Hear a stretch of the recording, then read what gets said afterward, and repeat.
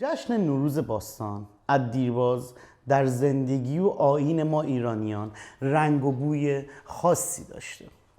اما با گذر زمان و فراموشیایی که تو زندگی ما صورت گرفته و خب گذر هرچه سخت‌تر روز به روز زندگی باعث شده ما این آیینا رو به دست فراموشی بسپریم. جالب بدونید کوروش بزرگ اولین نفری بود که جشن نوروز رو به مرز و بوم ایران آورد. بعد از حمله کوروش بزرگ به بابل، اون با جشنی به عنوان جشن اول سال و یا اعتدال بهار مواجه شد.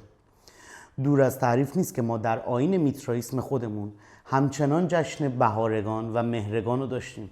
اما خب اون وقتی عظمت این جشن رو در بین بابلیان دید مات و مبهوت موند و همین باعث زمینه سازی این شد که نوروز رو برای ما ایرانیان به ارمغان بیاره.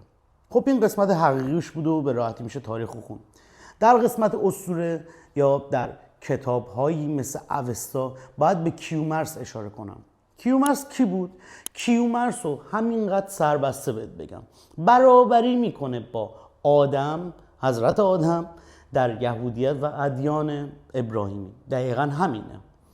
در شاهنامه هم ما داریم که به جمشید اشاره میشه که اومده بر فراز آذربایجان بر روی تخت جمشید در حال پرواز بود که وقتی فرود میاد نور خورشید به تاج زرین اون میتابه، جهان رو روشن میکنه و مردم همه شاد و خوشحال میشن و جمشید اون روز رو روز نو یا نوروز مینامه.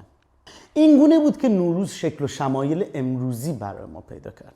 البته ما پیرامون زیادی پای این بحث داریم که میتونیم انجام بدیم، ولی خب فکر کنم واسه ویدیو اول کافی باشه. درسته؟